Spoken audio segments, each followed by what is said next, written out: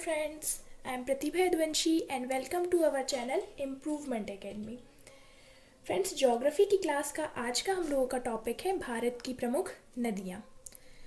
ये जो टॉपिक है फ्रेंड्स ज्योग्राफी का, ये बहुत ही बड़ा टॉपिक है, तो ये एक वीडियो में या एक क्लास में तो कवर नहीं हो पाएगा। और यदि अगर हम इसे एक क्लास में पढ़ते भी हैं तो हमें बहुत सारा कन्फ्यूज़न हो सकता है, तो हम इसे 2 से 3 पार्ट में कवर करेंगे। तो चलिए फ्रेंड्स, हम लोग स्टार्ट करते हैं भारत की नदियाँ पढ़ना। फ्रेंड्स, सबसे पहले हम लोग देख लेते हैं, आगे जो है हम लोग अपवाह तंत्र के बारे में पढ़ेंगे। नदियों में मैं आप लोगों को बताऊंगी कि अपवाह तंत्र क्या होता है। जब मैं इस तरीके से आपको कहूँगी तो आपको समझ में नहीं आएगा कि अपवाह तंत्र वर्ड है क्या, इसकी मीनिंग आपको पता होना बहुत ज़रूरी है। तो सबसे पहले ये देख लेते हैं कि अपवाह तंत्र होता क्या है। अपवाह तंत्र जो है इसे इंग्लिश में कहा जाता है ड्रेनेज सिस्टम। क्या कहा जाता है फ्रेंड्स? Drainage system. तो अपवाह तंत्र जो होता है, ये शब्द जो है अपवाह तंत्र, ये किसी एक क्षेत्र के नदी तंत्र को बताता है। किसी भी कोई भी क्षेत्र में कोई नदी तंत्र हो उसको बताता है अपवाह तंत्र, ठीक है। जिसमें अलग अलग दिशाओं से छोटी छोटी धाराएं आकर, जैसे कि आप चित्र में देख रहे हैं, मुख्य धारा से का निर्माण करती, ठीक है। अलग अलग धारा आती है और एक मेन नदी जो मुख्य नदी होती है उसका निर्माण करती है। तो इसी को क्या कहा जाता है फ्रेंड्स? अपवाह तंत्र। ये इसकी होगी परिभाषा। और इंग्लिश में से क्या कहा जाता है? Drainage system. अब जो भारत में अपवाह तंत्र है वो हम लोग 2 तरीके से पढ़ने वाले हैं, उसके 2 भाग हैं, ठीक है। हम लोग 2 तरीके से पढ़ेंगे, इसी में हमारी नदियाँ, जो पूरी नदियाँ हैं उसका टॉपिक कंप्लीट होगा। तो पहला है हिमालयी अपवाह तंत्र और दूसरा है प्रायद्वीपीय अपवाह तंत्र, ठीक है। हिमालयी अपवाह तंत्र मतलब जो हिमालय की ओर से निकलने वाली नदियाँ जो है वो, और प्रायद्वीपीय मतलब नीचे प्रायद्वीपीय पठार से निकलने वाली जो नदियाँ हैं वो। अब देखिए, हिमालयी अपवाह तंत्र में 3 प्रमुख तंत्र हमको पढ़ना है। उसमें 3 मुख्य नदियाँ होंगी और उनकी पूरी सहायक नदियाँ हैं, उनके क्या क्या काम है, कहाँ से निकलती हैं, ये सारी चीज़ें हम लोग फुल डिटेल में पढ़ने वाले हैं। तो सबसे पहले हम लोग पढ़ेंगे सिंधु नदी तंत्र, दूसरा हम लोग पढ़ेंगे गंगा नदी तंत्र, तीसरा ब्रह्मपुत्र नदी तंत्र, ठीक है। ये तो पूरा हिमालयन अपवाह तंत्र के अंतर्गत हम लोग पढ़ेंगे। इसके बाद में प्रायद्वीपीय अपवाह तंत्र के बारे में हम लोग कौन कौन सी नदियाँ पढ़ेंगे? तो नर्मदा, ताप्ती, महानदी, गोदावरी, कृष्णा, कावेरी, ये सारी नदियाँ जो है हम लोग प्रायद्वीपीय अपवाह तंत्र के अंतर्गत पढ़ेंगे। तो चलिए फ्रेंड्स, हम लोग स्टार्ट करते हैं। हम लोग सबसे पहले पढ़ेंगे हिमालयी अपवाह तंत्र, और उसका भी पहला टॉपिक क्या है हमारा? सिंधु नदी अपवाह तंत्र। तो इसको हम लोग नेक्स्ट अच्छे से डायग्राम में देखते हैं। सो फ्रेंड्स, ये जो सिंधु नदी तंत्र है, इसकी सबसे प्रमुख नदी कौन सी है? सिंधु नदी, ठीक है। सबसे इम्पॉर्टेंट नदी कौन सी है? सिंधु नदी। सिंधु नदी तंत्र में अब इसी सिंधु नदी तंत्र में हम सिंधु नदी के बारे में पढ़ेंगे, और सिंधु नदी की जितनी भी सहायक नदियाँ हैं उन सब के बारे में भी हम लोग पढ़ेंगे। तो फ्रेंड्स, सिंधु नदी जो है ये चीन के तिब्बत में जो मानसरोवर झील है, ठीक है, तिब्बत में जो मानसरोवर झील है वहाँ से निकलती है। कहाँ से निकलती है सिंधु नदी? तिब्बत के मानसरोवर झील से निकलती है। अब ये तिब्बत के मानसरोवर झील, ये देखिए यहाँ पे ये तिब्बत वाला एरिया है, यहाँ से निकलती है और यहाँ से भारत में प्रवेश करती है, और फिर भारत से ये पाकिस्तान में प्रवेश करती हुई जो है अरब सागर में आके मिल जाती है, ठीक है।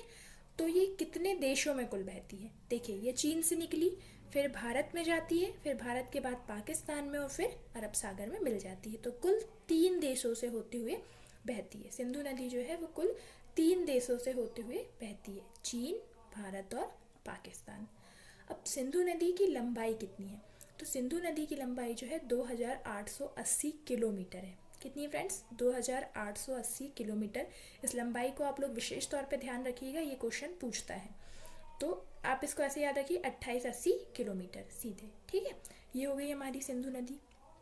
अब सिंधु नदी जो है वो कितने, इसकी सहायक नदियाँ कितनी हैं ये हम लोग देख लेते हैं। तो सिंधु नदी की जो सबसे बड़ी सहायक नदी है फ्रेंड्स, वो है चिनाब नदी। कौन सी है? चिनाब नदी। अब ये चिनाब नदी जो है ये कहाँ से निकलती है ये हम लोग देख लेते हैं। तो चिनाब नदी जो है वो हिमाचल प्रदेश के बाड़ालाचा दर्रे से निकलती है। कहाँ से निकलती है फ्रेंड्स? हिमाचल प्रदेश के बाड़ालाचा दर्रे से निकलती है। ये देखिए, ये जो ऑरेंज कलर से आप लोगों को दिख रही है ना यहाँ पे, ये है चिनाब नदी। तो ये चिनाब नदी यहाँ से होते हुए पाकिस्तान में जाती है और पाकिस्तान में जाके सिंधु नदी से मिल जाती है। ठीक है फ्रेंड्स, कहाँ पे मिलती है ये सिंधु नदी से? सिंधु नदी की सहायक नदी है, मतलब सिंधु नदी में जाके मिलेगी ये। तो चिनाब नदी जो है भारत से निकलती है, भारत के हिमाचल प्रदेश के बाड़ा लाचा दर्रे से निकलती है, हिमाचल प्रदेश के बाड़ा लाचा दर्रे से निकलती है और यहाँ से जाते हुए पाकिस्तान में प्रवेश करके सिंधु नदी में मिल जाती है। ठीक है फ्रेंड्स, ये जो नदियों का जो पोर्शन हम लोग पढ़ रहे हैं, आप इस पोर्शन को बहुत ही पेशेंस के साथ और बहुत ही ध्यान से पढ़िएगा, क्योंकि ज्योग्राफी का जो टॉपिक है इसमें इस टॉपिक से, नदियों वाले टॉपिक से 100% क्वेश्चन आने की संभावनाएं होती हैं।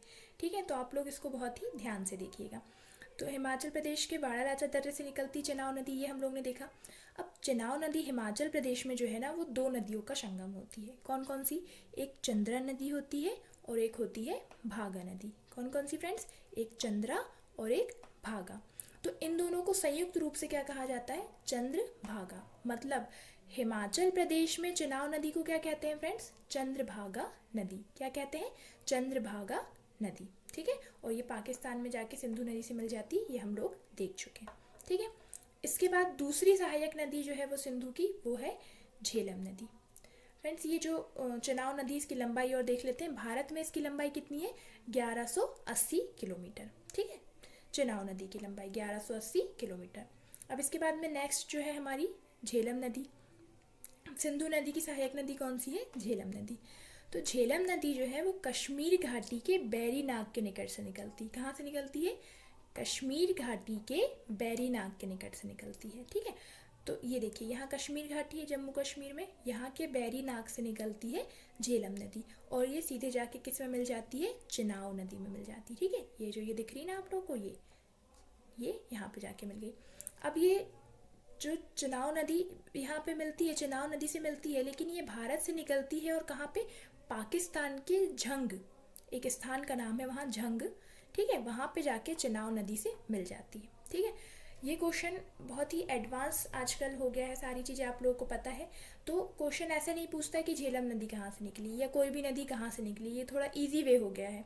तो ये पूछता है कि वो जाके कहाँ मिलती है, किस स्थान में मिलती है, कौन सी नदी से मिलती है। ठीक है, तो आप इसको बहुत अच्छे से ध्यान रखिए कि ये पाकिस्तान के झंग में जाके चिनाब नदी से मिल जाती है। देखिए, ये पाकिस्तान वाला एरिया लग गया यहाँ पे, तो यहाँ पे जो है झंग स्थान है पाकिस्तान का, वहाँ पे जाके ये चिनाब नदी से मिल जाती है। ठीक है फ्रेंड्स, अब इसकी जो है कुल लंबाई, झेलम नदी जो है इसकी कुल लंबाई जो है वो 724 किलोमीटर है। कितनी फ्रेंड्स? 724 किलोमीटर।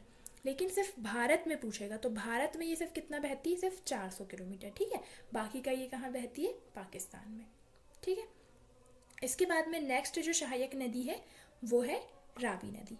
ये देखिए, ये जो पिंक कलर से आप लोगों को दिख रही है ना, यहाँ पे ये जो बनी हुई है, ये रावी नदी। तो रावी नदी जो है ना फ्रेंड्स, ये कहाँ से निकलती है? हिमाचल प्रदेश के रोहतांग दर्रे से निकलती है। ये देखिए, हिमाचल प्रदेश वाला एरिया है, यहाँ पे बना हुआ है। तो रावी नदी जो है हिमाचल प्रदेश के रोहतांग दर्रे से निकलती है। ठीक है, ये यहाँ पे देखिए आप लोग, हिमाचल प्रदेश के रोहतांग दर्रे से निकलती है। और ये भी जो है झेलम नदी की ही तरह पाकिस्तान के झंग में जाके चिनाब नदी से मिल जाती है। ये देखिए, हम इसको फुल डिटेल में पढ़ते हैं। ये रावी नदी यहाँ से निकली, ये जो ब्लू कलर से दिख रही, और ये भी जो है पाकिस्तान के झंग स्थान के पास में जो है चिनाब नदी में जाके मिल जाती है। और फिर आगे चिनाब नदी जो है सिंधु नदी से मिल जाती है। ठीक है, ये यहाँ से निकली रावी नदी और ये झंग में जाके, पाकिस्तान के झंग में जाके चिनाब नदी से मिल गई, यहाँ पे लिखा हुआ। अब रावी नदी की जो कुल लंबाई है वो कितनी है? 725 किलोमीटर। झेलम नदी से मात्र 1 किलोमीटर ज़्यादा। रावी नदी जो है 725 किलोमीटर। ठीक है फ्रेंड्स, इसके बाद में नेक्स्ट जो है सहायक नदी सिंधु नदी की, वो है सतलज नदी। कौन सी है? सतलज नदी। तो सतलज नदी जो है फ्रेंड्स, इस जो है ये तिब्बत के राक्षस ताल से निकलती है। ठीक है, सतलज नदी भी कहाँ से निकलती है? तिब्बत से निकलती है। और तिब्बत के कहाँ से निकलती है? राक्षस ताल से निकलती है। ठीक है, तिब्बत के राक्षस ताल से निकलती है। और ये पाकिस्तान के बहावलपुर, या बहावलपुर कहा जाए या बहावलपुर कहा जाए। ठीक है, आप इसको ऐसे याद रख सकते हैं, बहावलपुर बोलिए या बहावलपुर बोलिए। ठीक है, में चिनाब नदी से जाके मिलती है। देखिए, ये सतलज नदी है, ये यहाँ से निकली और ये यहाँ पे जाके पाकिस्तान के कौन से जगह में मिलती है? ये बहावलपुर में जाके मिलती है। पाकिस्तान के बहावलपुर में जाके ये जो है चिनाब नदी से मिल जाती है। ठीक है फ्रेंड्स। सो फ्रेंड्स, अब ये जो है हमारी नेक्स्ट जो सहायक नदी वो कौन सी है? व्यास नदी। ठीक है, ये लिखिए व्यास नदी। व्यास नदी जो है ना फ्रेंड्स, ये जो है कहाँ से निकलती? हिमाचल प्रदेश के रोहतांग दर्रे से निकलती है। ये देखिए, ये जो फिरोजी कलर से बना हुआ है ना, ये जो आपको दिख रहा है स्काई ब्लू कलर से, ये है व्यास नदी। तो व्यास नदी हिमाचल प्रदेश के रोहतांग दर्रे से निकलती है और ये पंजाब में जाके सतलज नदी से मिल जाती है। ठीक है, व्यास नदी जो है चुनाव नदी में नहीं मिलती है, ये किस नदी में मिलती है? सतलज नदी में मिलती है। और कहाँ पे? ये पंजाब वाला एरिया है, पंजाब में जाके ये सतलज नदी से मिल जाती है। और इसकी कुल लंबाई कितनी है? 470 किलोमीटर। कितनी है फ्रेंड्स व्यास नदी की लंबाई? 470 किलोमीटर। ठीक है फ्रेंड्स। अब फ्रेंड्स, ये जो पूरी पांचों सहायक नदियाँ हैं, कौन कौन सी हमने पढ़े? चुनाव, झेलम, रावी, सतलज और व्यास। ठीक है, ये जो पांचों सिंधु नदी की सहायक नदियां हैं, ये सिंधु नदी में मिलने से पूर्व कुछ किलोमीटर तक जो है एक ही धारा बन के बहती है। मतलब सब चुनाव में मिल जाती हैं, सतलज भी जो है चुनाव में जाके मिल जाती है। तो ये जो कुछ दूरी तक जो है वो एक ही धारा बन के बहती है। ठीक है, तो यहाँ पे इसको क्या कहा जाता है? पंचनद धारा। क्या कहा जाता है friends?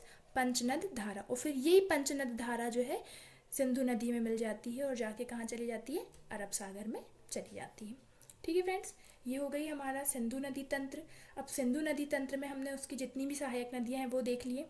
So I hope friends कि आज का वीडियो आपको अच्छे से समझ में आया होगा, और जो आगे हमारा नदियों का टॉपिक है हम उसको सेकेंड क्लास में कंप्लीट करेंगे। ठीक है फ्रेंड्स। सो फ्रेंड्स, आपको हमारा वीडियो कैसा लगा प्लीज़ हमें कमेंट करके ज़रूर बताइएगा। और अगर आपको हमारा वीडियो पसंद आए तो हमारे वीडियो को लाइक कीजिएगा, शेयर कीजिएगा और प्लीज़ हमारे चैनल को सब्सक्राइब कीजिएगा। Thank you.